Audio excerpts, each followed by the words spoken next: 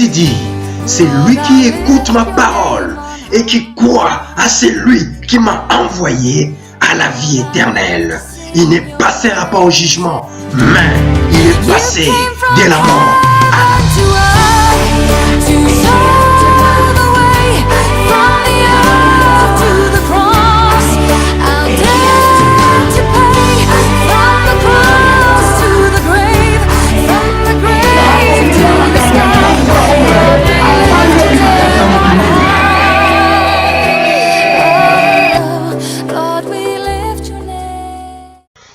Shalom, shalom, peuple de Dieu, partout où vous nous suivez.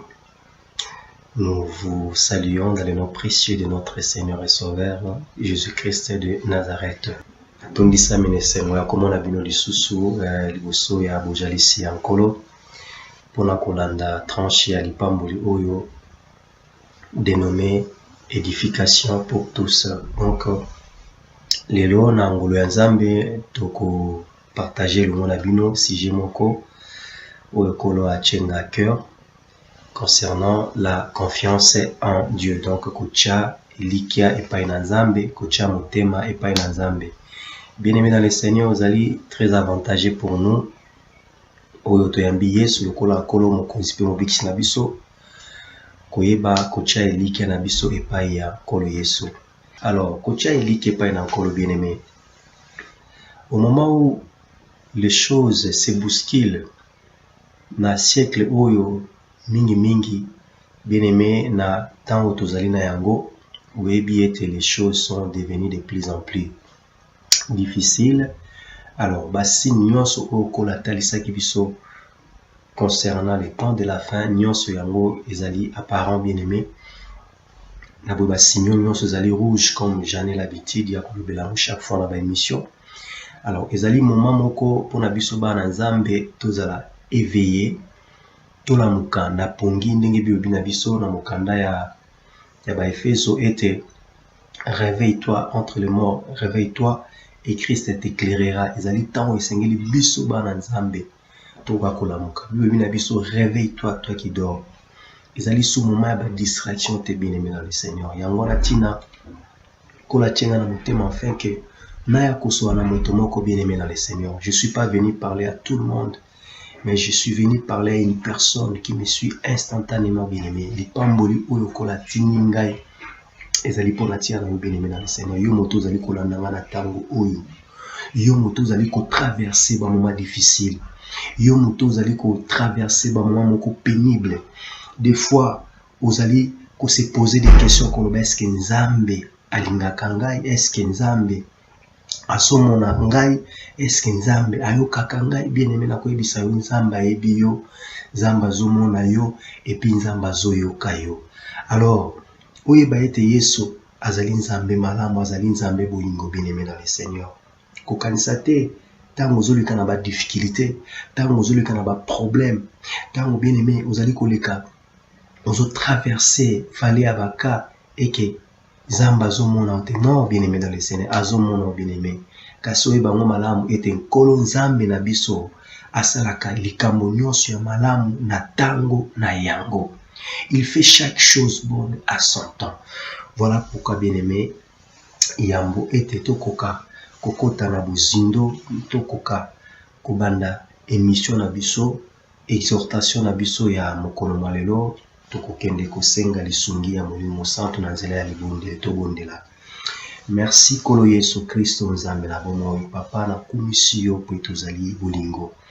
Yawe na tango yo na telemi liboso ya bana na yo tika ngai na mona na te Yesu kasi yo ndo mona na pe olobe na mwana moko na moko azali kolanda nga na tango oyo ezala oyo kolanda video o Yesu Nzambe na bomo isika nyonso azwami azala touché na zela molimo santo na yo quelle que soit situation dans ko traverser na motika solution epesa mananzela ya liloba na yo Yesu Masia ngana zala simple instrument au travers duquel yo soko lobela pe ko simba mwana nyonso akolanda liloba o Yesu de près ou de loin na kombo tata nazala bobele simple au parler nzambe oyo koloba Yesu masia pona ko toucher motema ma sœur motema mon frère pe ko pesa solution nyonso akolanda tata ezala ozala ki briser Yesu liloba oyo et fortifier mwana moko na moko na kombo na Yesu asila ko sekwa Emmanuel Nzambe le mwana bato. Merci Kolo Yesu Nzambe na nguya na pambo iloba na yo. Amen. Voilà, bien-aimé dans le Seigneur. Alors, mettre sa confiance à l'Éternel, bien-aimé dans le Seigneur.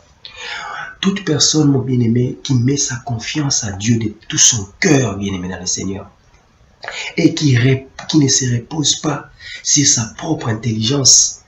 Motoana Nzamba tika kaiso ki mokete. Celui qui t'a dans mon canal, Proverbe chapitre 3, verset 5 à 6, mets ta confiance à l'Éternel de tout ton cœur et ne te repose pas sur ta propre intelligence. La Bible dit cherche à connaître sa volonté pour tout ce que tu entreprends et il te conduira sur le droit chemin, bien-aimé dans le Seigneur. Ye nyonso achaka eliki pa na Nzambe pe achaka maele na yete na o nyonso zali kosala eliki na ye mobimba a placer ngo pa na nkolo bibi na biso Nzambe atambwisaka moto lolenge wana na banzela ya sembo. Cela veut dire atoko rencontrer ba difficulté na nzela na yo ya kotika yo soki mokete ako trouver banzela nyonso esi ebongisa sembo pona yo quelle que soit la difficulté to be prévu ko kutana na yango bien-aimé Nzambe ko frayer toujours chemin pona ko bimisa okati na ma difficulté wana quel que soit le problème ou ko survenir na vie na yo bien-aimé dans le Seigneur et sika o mayele no monite esuki moto oya chake like pa na Nzambe tika kaisoki mokete akotendre perche bien-aimé dans le Seigneur akotendre bouée de sauvetage bien-aimé pe akofrayer chemin dans le désert pour être okoka ko traverser na kimia nyonso. Alléluia. Yango bien-aimé eza la question moko oyo esengeli biso bana Nzambe to ba ko se poser pona nini ezalaka mingi pasi pona biso to yeba ko se confier en Nzambe na epai na Nzambe. C'est parce que nous ne le connaissons pas, bien-aimés. En effet, ceux qui connaissent Dieu se confient en lui. Moto ayebi Nzambe, bien-aimé. Moto ayebi qui est le Seigneur Dieu. Pour avoir ou se confier pas à moto, il faut oyeba même dans la vie de tous les jours. Avant yo okoka kotamona moto esengeli oyeba moto wana. Yangwana mingi ya bana Nzambe bazali koleka kati na ba difficulté.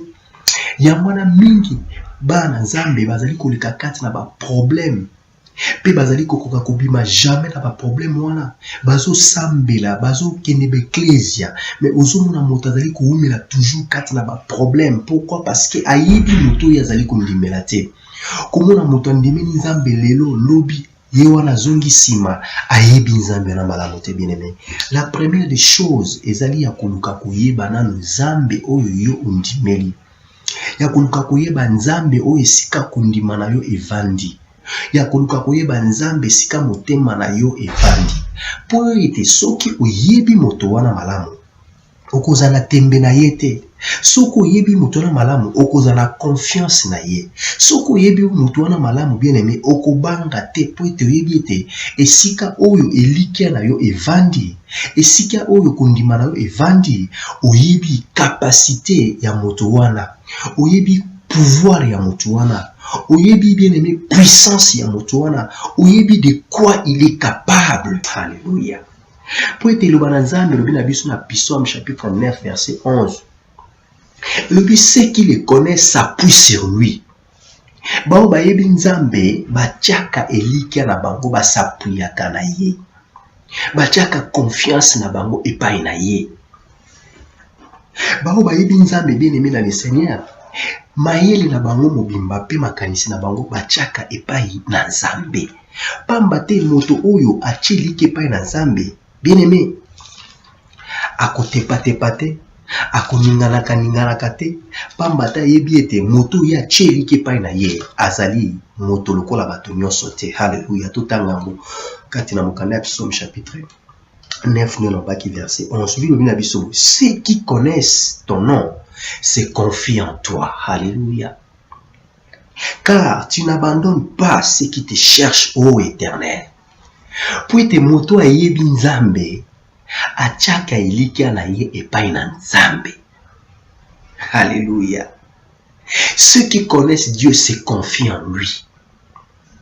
Pour te nzambe atikaka jamais bae oyo, bachaka ilikia na bango epai na ye. Lokola nzambe atikaka te ba oyo bachaka ilikia na bango epai na ye. Elingi koloba ete yo moto oyo oyebi nzambe, oyebi nguya na ye, oyebi makoki na ye, oyebi profondeur na ye, oyebi largeur na ye, oyebi longueur na ye, oyebi hauteur na ye, oyebi de quoi ton Dieu est capable, bien-aimé dans le Seigneur. Tu n'auras jamais peur. Tu n'auras jamais peur des hommes, bien-aimés dans le Seigneur. Okozala jamais troublé devant n'importe quelle situation parce que oyebi esika oyo kondima na yo etiami. Oyebi epai ya nani oyo ocha elikia na yo. Oyebi epai ya nani oyo ocha confiance na yo. Oyebi epai ya nani oyo ozali ko s'appuyer. Voilà la raison pour laquelle même si ba problème est comme elio, même si ba difficulté comme elio, okobanga soki mokete pamba to yebi ete ozana moto moko oyo esika wapi boye kondima na yo ezali fondé. Esika kondima na yo ezali basé. Parce que ceux qui le connaissent s'appuient sur lui. Et ceux qui connaissent son nom, sa réputation, son caractère, ses exploits, sa bonté, sa fidélité, ils s'abandonnent en lui. Parce que baïbi ba exploit ya nzambe wana. Baïbi caractère ya nzambe wana. Baïbi réputation na ye. Puis baïbi bonté pe fidélité ya nzambe wana bien-aimé. Ba s'abandonnaka epai ya nzambe wana. Yobana nzambe c'est lui qui fait. C'est lui qui fait de l'éternel ses délices. Moto oya cheli ki epai na nzambe. Nzamba yo kisaka esoni soki mokete. Oya chaka eliki epai na nzambe. Nzambe azalaka jamais confus. Nzamba yo kisaka soni te epai na moto oyo acheli ki epai na ye. Ozoka. Alors, tukozwa exemple ndakisa ya bilenge misatu kati na Biblia. Pourquoi nakopesa ndakisa ya bilenge o ezali exemple moko concret pour ko appuyer sujet na biso ya lelo, témoignage na biso ya lelo bien-aimé dans le Seigneur. Pamba c'est lui qui fait confiance à Dieu, en Dieu, qui place sa confiance en Dieu et s'abandonne vraiment entièrement au Seigneur, découvre le vrai bonheur. Vrai bonheur ou découvrir yango epai na nzambe soko che elika pe kondimano epai na ye. Parce que Dieu est bon, il est fidèle et ne déçoit pas ceux qui s'appuient de tout leur cœur sur lui. Et donc celui qui se confie en Dieu est satisfait. Il est protégé, il ne risque pas de tomber entre les mains de l'ennemi. Et Dieu les secoue et les délivre au temps convenable. Alléluia. Il n'est pas ébranlé même au milieu de mauvaises nouvelles.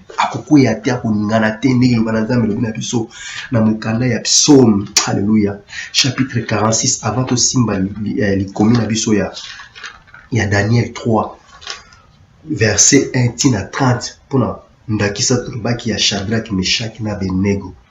Ndi yango ezala appui ya bilobana biso ya lelo. Alléluia. Totangi Psaume chapitre 46 verset, déjà bien ces versets. La Bible nous dit ceci: Dieu est pour nous un refuge, un appui, un secours qui ne manque jamais dans la détresse. C'est pourquoi nous sommes sans crainte quand la terre est bouleversée et que les montagnes chancellent au cœur de mer. Quand les flots de la mer mugissent, écument, se soulèvent jusqu'à faire trembler les montagnes, nous n'avons pas peur. Pourquoi? Parce que nous avons placé notre confiance en Dieu. Il est notre refuge. et le secours qui ne manque jamais dans la détresse. Yamane koloba na moto moko azolanda na tango bien-aimé. Kolemba nzoto te ndeko molingami. Kotungisa mate. Kotala gauche te, kotala droite te. Tia miso epai na nkolo. Tia eliki epai na Yesu. Atikaka jamais. Bao bakimaka epai na ye. Atikaka jamais. Bao baplasaka eliki ape kondima na bango epai na ye. Atikaka jamais. Moto nyonso oyo atie confiance na ye epai na nkolo. Moto amokila kotika yo bien-aimé. Moto amokila ko abandonne yo. Kasi nkolo atikaka soki mokete ba oyo babelemi epai na ye. Bata mokili bien-aimé akoki ko promettre yo lelo. Mais la même personne a changer langage, a changer maloba na ye.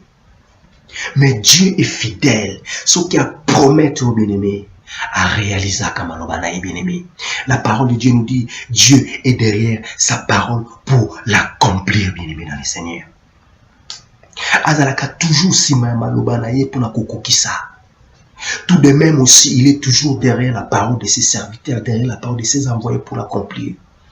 Et la Bible nous dit toujours dans le livre d'Ésaïe, chapitre 55, il y a un Nzambe, eza lokola mvula, promesse ya Nzambe, eza lokola mvula soki enoki, ekoki jamais kozonga likolo soki non polisi mabilité. Nzambe soki alaki bien-aimé akokisaka maloba na ye, alléluia. Nenga lobi ya mon Ésaïe chapitre 55 verset 11. Ce qui a promettre à réaliser comme maloba na ye bien-aimé. Yangwana kutia elike pa na Nzambe bien-aimé. Esaïe pamboli.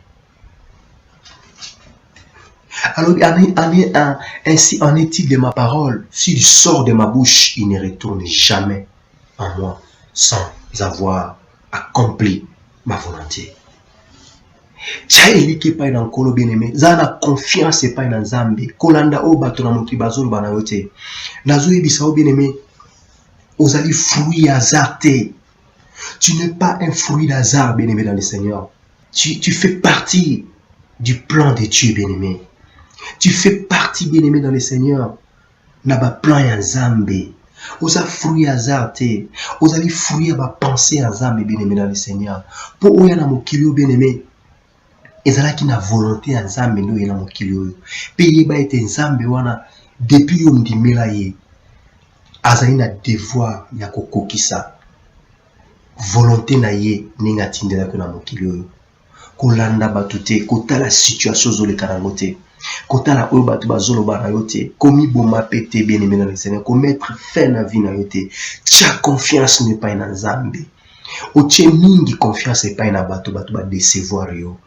Oteli batu mingi bien-aimé batu ba décevoir yo. Mais je t'invite, bien-aimé, aujourd'hui, de placer ta confiance en Dieu. Place ta confiance en Dieu, bien-aimé, dans le Seigneur. Il ne te décevra jamais. Zambako tika, bien-aimé. Zambako yandola yo. Quelle que soit la difficulté aux arango, quel que soit le problème aux allez traverser, bien-aimé. Yana mutuna yo. Zambe ayebiyo. Zamba ayebiyo kole quand même souki mutuna yo, bien-aimé, dans le Seigneur. Ayebiyo Nzambe wana. Ayebiyo bien-aimé abosanyote. Voilà pourquoi kola tininga pona ko fortifier, bien-aimé. Pona ko yebisa, bien-aimé. Kolemba nsotote. Kolemba te bien-aimé dans le Seigneur. Kota la situation ozoleka nango te. Kota la problème na te bien-aimé dans le Seigneur. Mais tia miso na epai na nkolo. Tia miso na epai na nkolo bien-aimé. Tia confiance na epai na Nzambe. Yo moto ese lemba ki bien-aimé, iso lemba ki okoma ki fatigué. Kola tininga na ebiso bien-aimé, telema. Nzele ezali molai bien-aimé. Lipamboli na ezali boso bien-aimé. Telema. Prends bon courage. Yo na Nzambe lobi na biso moto oyo azali ko chailike pa na Nzambe. Kolo a renouveler la force na lokola aigle. A renouveler la force na lokola aigle. Pe azwaka en vol. Azwaka mapapu lokola aigle pona ko pumwe. Alléluia. Sokotanya okati na mokanda Isaïe chapitre 40 bien-aimé dans le Seigneur. C'est lui qui place sa confiance en Dieu, bien-aimé dans le Seigneur, renouvelle sa force comme de l'aigle.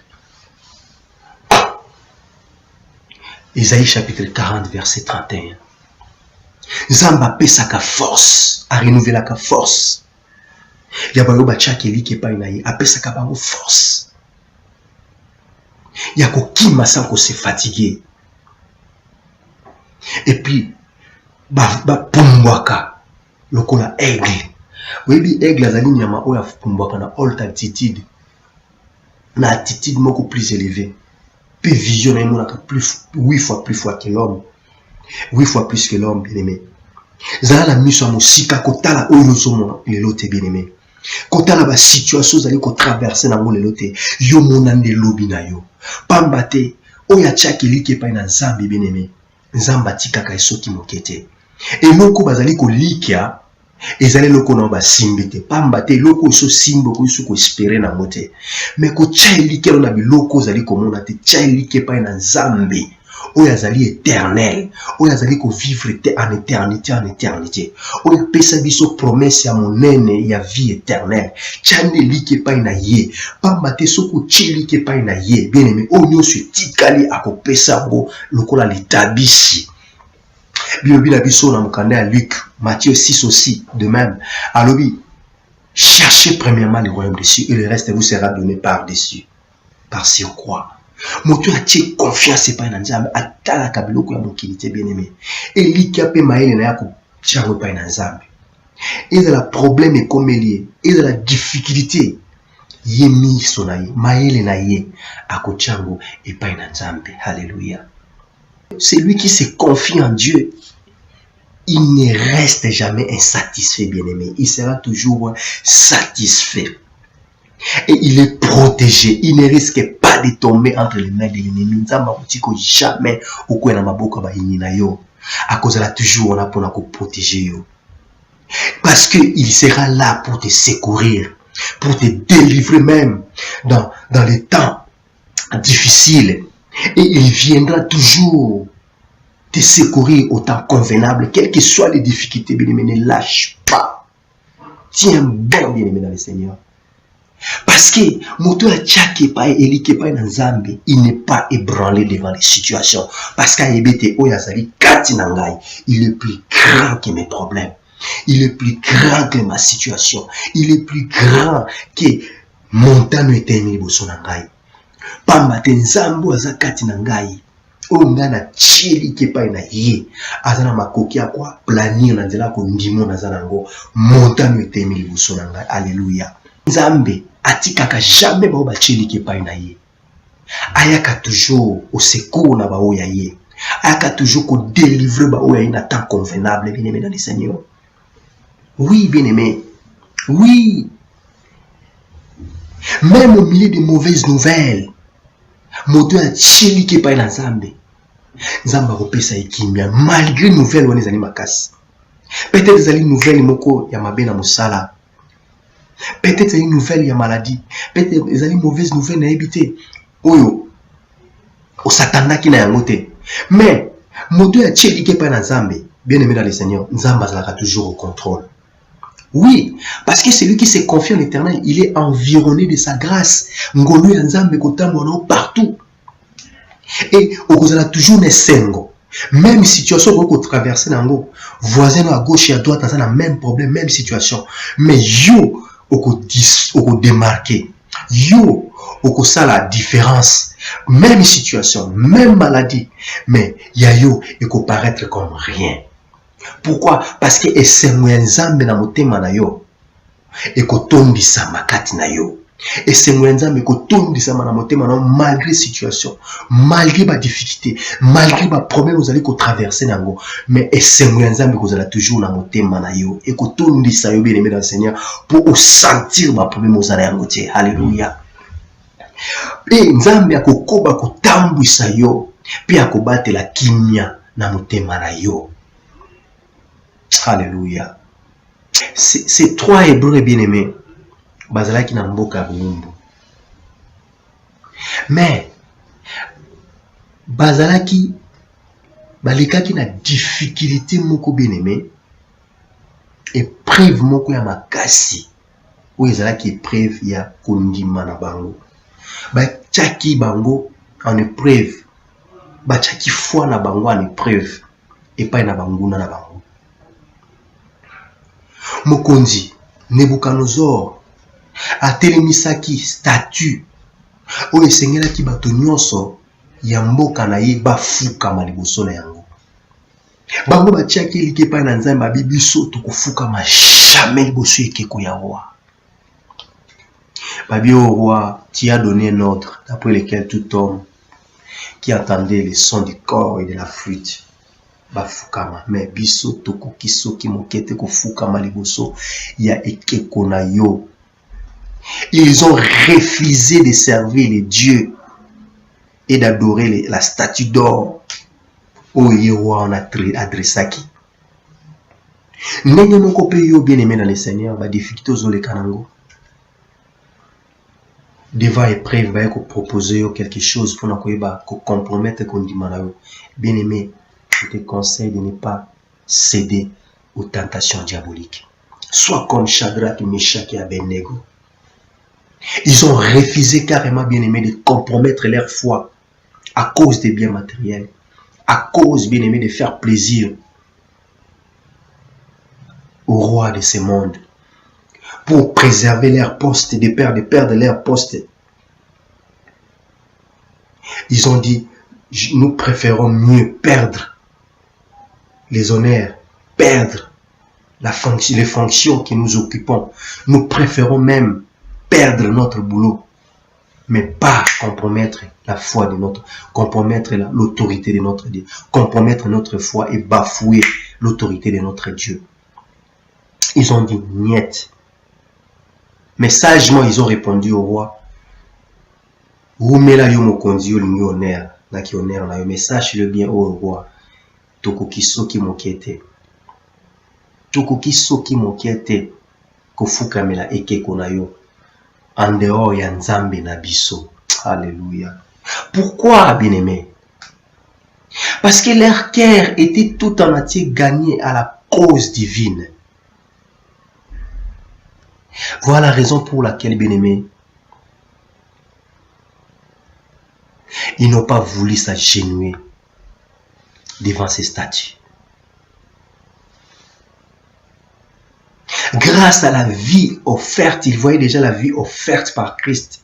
Parce que l'histoire de Shadrach et Meshach et Abednego nous rappelle, c'était l'image des choses qui vont se passer dans les temps de la fin.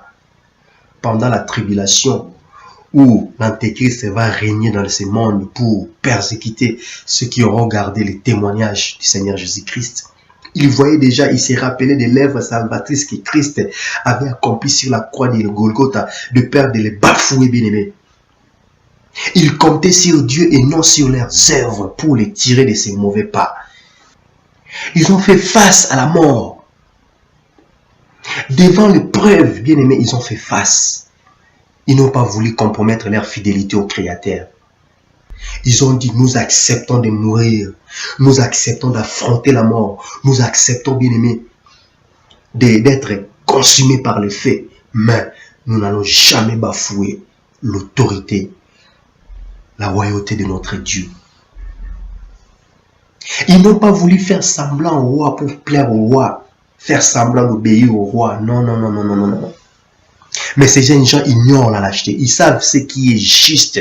Ils sont prêts à mourir pour cela. Ils y ont réfléchi à l'avance et ont prié à ce sujet. Ils savent que si Dieu est vraiment Dieu, on ne peut l'adorer qu'avec tout son cœur. Ils se souviennent de la promesse divine formulée par le prophète Isaïe. Bambalobi biso tokotikate. Tokoki jamais ko compromettre kondima na biso. Balobi toyebi Nzambe na soka zali Nzambe ako délivrer biso. Na sototangi Isaïe chapitre 43.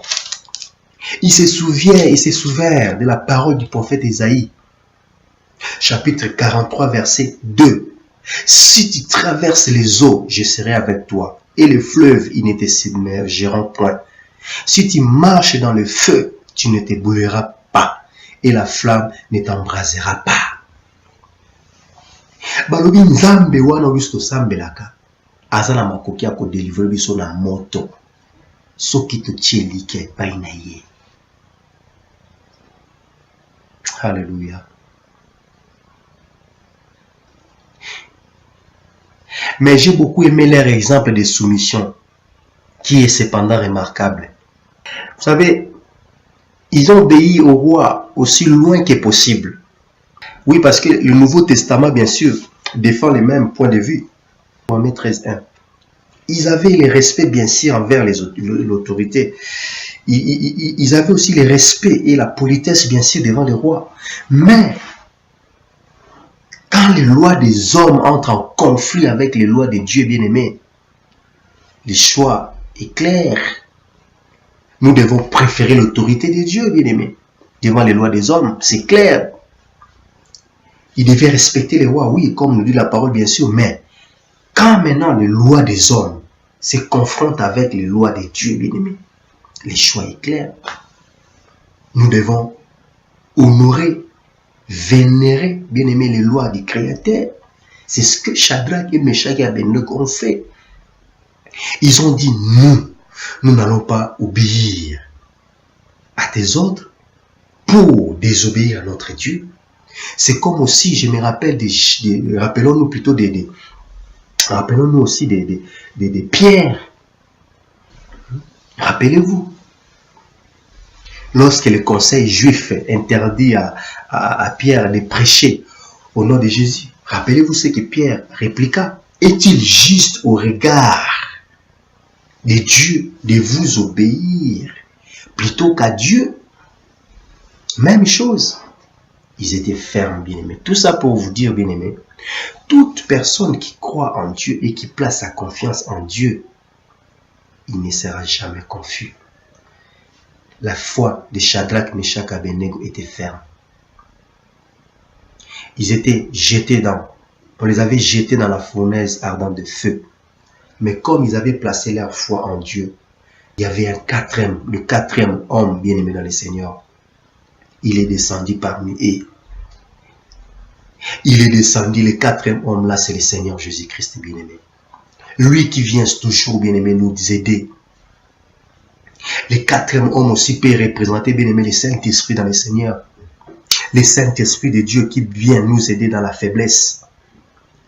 Le Saint-Esprit, quand quelqu'un a le Saint-Esprit de Dieu en lui, dans les épreuves, dans les difficultés, le Saint-Esprit est là, bien-aimé, pour nous aider dans nos faiblesses, pour nous consoler. Alléluia. Mais le quatrième homme nous rappelle le Seigneur Jésus-Christ qui vient toujours, bien-aimé, en aide, qui vient pour secourir les siens, qui vient pour aider les siens, bien-aimé, dans le Seigneur. Si tu places ta confiance en Dieu, bien-aimé, sache-le très bien, devant les épreuves, devant les difficultés, tu ne seras pas seul. Le Seigneur Jésus-Christ viendra à ton aide. Il viendra t'accompagner, bien-aimé.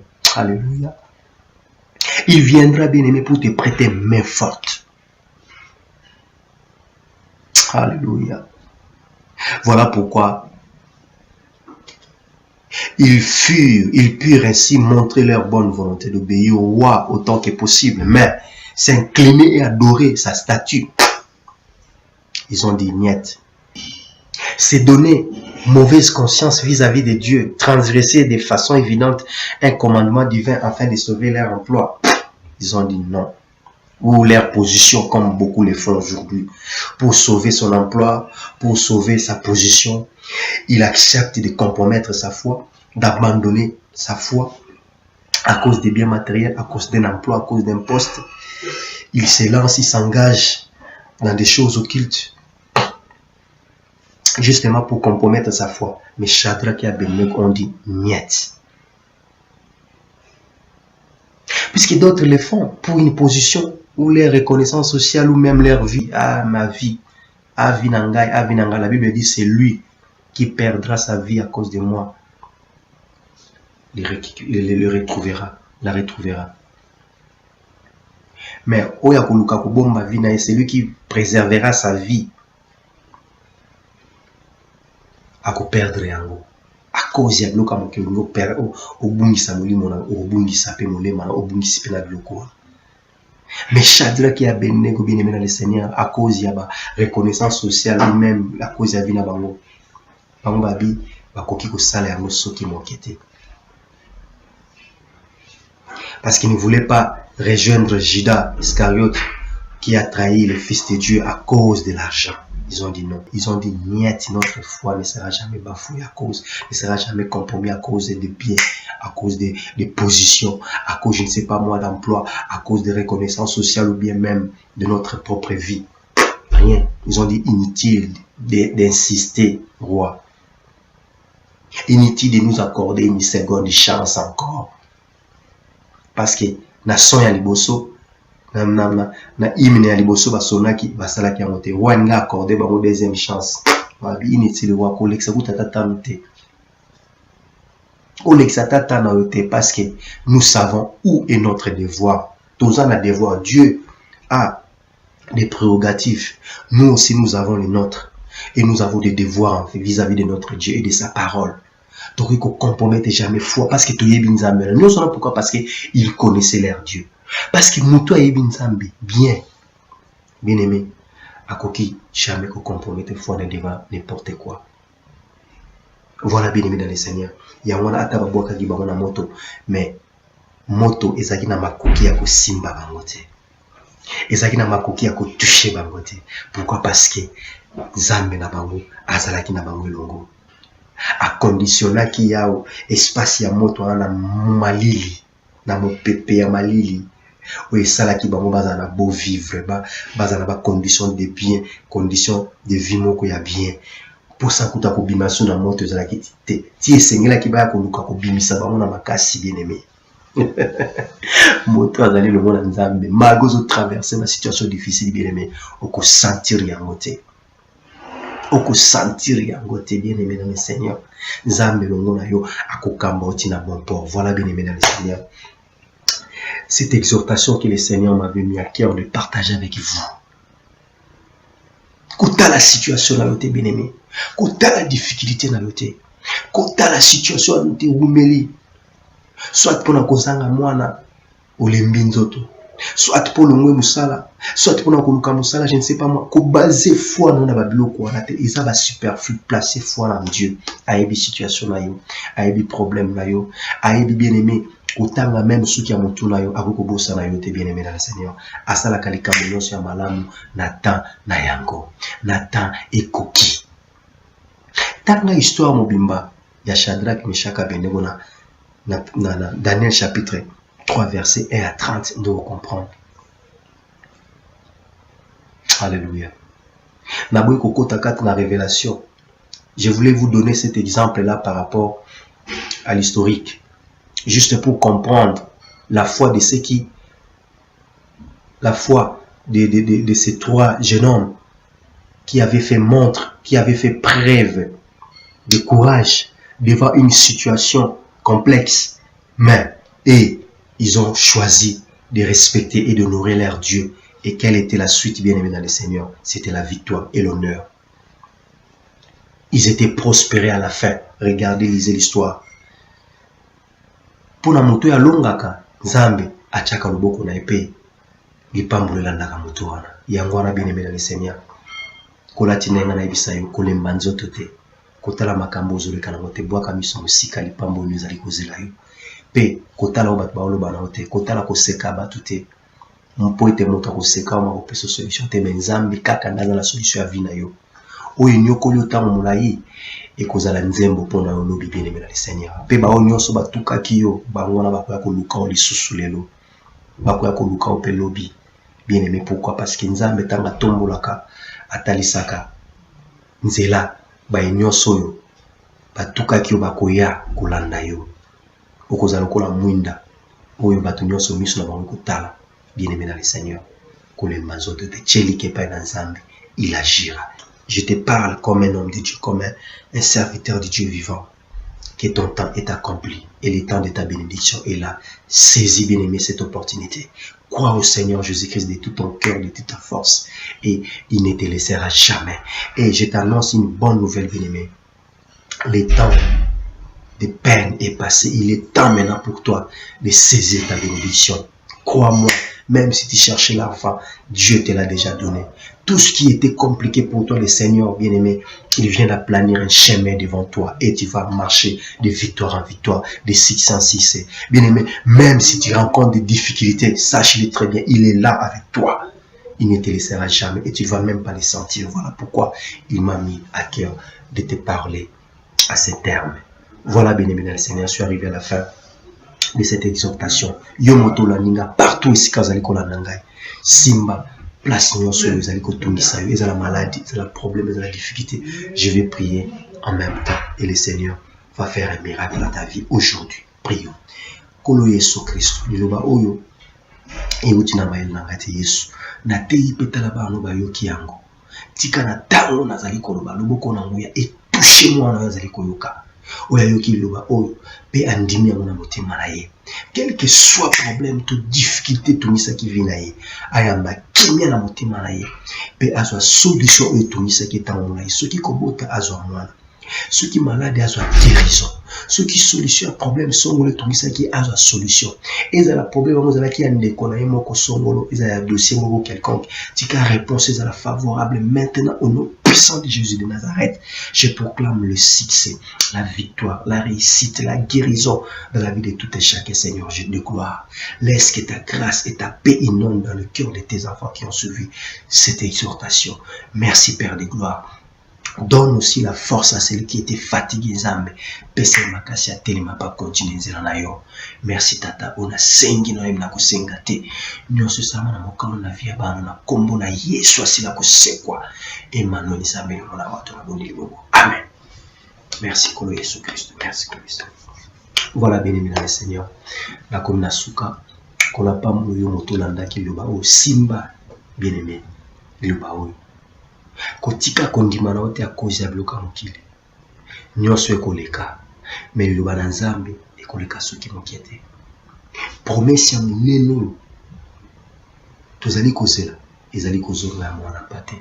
Ezali kozonga ya nkolo Yesu. Oya koya pona kozwa eklesia na ye. Akokendaki pona kobongisela biso esika ya malamu. Ayebi posa na yo. Tata moko tako ekopesa mwana ye. Libanga soki asengi liba. Ayebi yo malamu. Ayebi yo koleka même na bosenga na yo avant même osenga ayebi. Cha eliki ape mayele na epai na ye. Atika ba oya yeti. Voilà. Que Dieu vous bénisse. Et nous allons nous retrouver prochainement dans un nouveau numéro par la grâce de notre Dieu. Merci. Que Dieu vous bénisse. Ciao.